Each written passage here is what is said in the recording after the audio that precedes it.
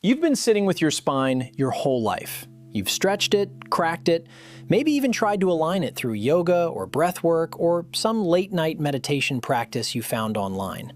And you were probably told that the body is just the vehicle, the vessel, something to manage while the real spiritual work happens somewhere above it, somewhere outside it.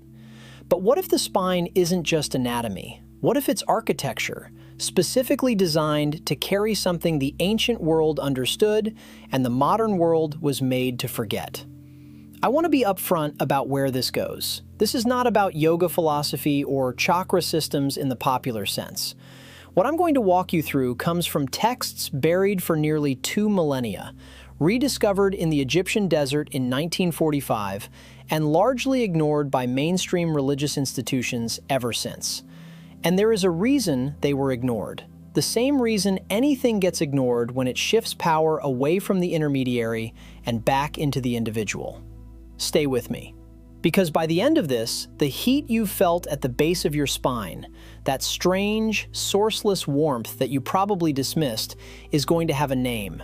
And that name is going to change how you understand everything that's come before it. I'm Daniel, and this is Gnostic Library. Most people think the monad is a philosophy concept, something you encounter in a footnote, in a textbook on Neoplatonism, tucked between Plotinus and someone with an even harder name to pronounce. A monarch of pure light sitting at the top of a cosmological diagram. Abstract, unreachable, theoretical. That's the version you were handed, and it is spectacularly incomplete. The Apocryphon of John, one of the primary texts recovered from Nag Hammadi, opens with a description of the monad that does something strange. It doesn't describe God as a being separate from you. It describes the monad as a monarchy with nothing above it, pure light which no eye can behold. Not because it is hidden from you, but because the eye that would behold it is the very thing looking. You are not standing outside the light trying to get in. You are the light that has forgotten it is light. Now here's where it gets cosmically significant. The Gnostic texts don't treat this as metaphor. They treat it as fact. And more specifically, they treat it as something recoverable, not through belief, not through ritual, not through decades of moral performance, but through direct interior encounter. The word they used was gnosis, not knowledge in the academic sense, knowledge, direct, interior, unmediated. I spent an entire week early in my research trying to understand why the early church fathers reacted to Gnostic communities with such particular fury. Not just disagreement, fury. Irenaeus, Bishop of Lyon, wrote his treatise against heresies around 180 CE, and the tone of it is not that of a theologian correcting a theological error. It reads like someone panicking. And when I finally sat with why, the answer clarified. When an institution attacks a teaching not because it's false, but because it is threatening to its structural function, you are looking at suppressed truth. Because if the divine is already inside you, not metaphorically, not as a gift, but as your actual fundamental nature, then you don't need an intermediary. Can't exactly put a collection plate in front of someone's internal awakening, just saying. Now, the spine. The Gnostic texts, particularly the Trimorphic Protonoia, a text I spent 3 full evenings working through, reading it slowly, almost line by line, describe the divine descent as a movement through the body. Not into the mind, through the body. The light descends, it moves. And in certain traditions that emerged from this cosmological framework, the spine was understood as the axis of that movement, the column through which divine recognition could travel from the base of material experience upward into full conscious awareness. This is not incidental. The imagery is too precise, too consistent across texts that were composed separately to be coincidence. The Valentinian traditions, Sethian Gnostic writings, the descriptions in Pistis Sophia of luminous fire that moves through the interior of the practitioner, all of it maps to the same architectural understanding. One viewer from my video, I Tried Mary Magdalene's Monad Call, What Happened Shocked Me, left a comment that stopped me cold. They wrote, I devised my own approach to this about a decade ago, involving deep humming for several minutes, then chanting. And what they described next, that sequential internal awakening, is almost exactly what the trimorphic protonoia encodes. Someone arrived at this independently. That's not coincidence, that's recognition. That's what happens when people stop looking outside and start looking where the texts have always been pointing. So before we get to the practice, and we are going to get to the practice, you need to understand what you're actually working with. The monad isn't a destination, it's your source. The spine isn't a metaphor, it's the passage. Here's the question the first section earns. If the monad is already your nature, why don't you feel it? Why does it take a practice at all? The Gnostic answer is both elegant and unsettling. The demiurge, the lesser creator god described in these texts, the architect of the material world, did not trap the divine spark through external force. It trapped it through forgetting. The divine doesn't need to be imprisoned if it can be convinced it was never divine to begin with. That's the mechanism.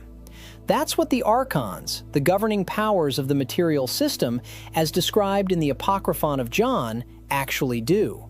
Not chains, amnesia. I personally think this is the most underrated insight in all of Gnostic cosmology.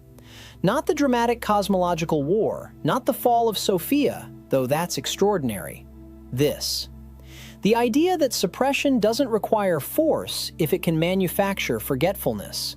That hit me harder than almost anything else I've encountered in this research. So the monad call, the practice we're actually here to talk about, is not about reaching upward towards something external.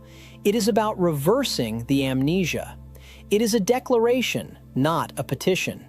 It moves from the recognition of what you already are, rather than the supplication of what you wish to receive. In my video, I stopped praying to God, and this is who actually answered. I covered the structural difference between petition and declaration at length. The short version is this. Prayer, as most people practice it, encodes a separation. It presupposes that you are here and the divine is there, and that you are hoping it will look your way. The monad call does the opposite. It presupposes identity.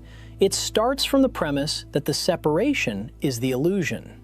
Now, what actually happened when I tried it? I want to be precise about what I'm describing. I sat with the spine activation practice drawn from the trimorphic protonoia framework on 3 consecutive nights. The practice itself is not complicated in its external form. Breath held at the base of the spine, a specific internal declaration drawn from the text's own language of light descending through the body, attention moved slowly upward through the central column. No visualization required, just attention, breath, and declaration. The first 2 nights, nothing I would describe as remarkable. Stillness, the sensation of breath more clearly than usual, a kind of heightened interior quiet. The 3rd night, and I'm not going to overdramatize this, because the actual experience was precise rather than theatrical, something shifted.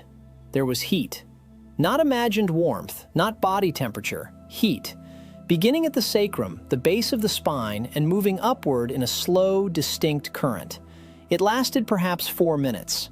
When it reached the upper thoracic region, there was a moment that I can only describe the way you'd describe a radio locking onto a clear signal after scanning through static. Not a vision, not a voice, a clarity.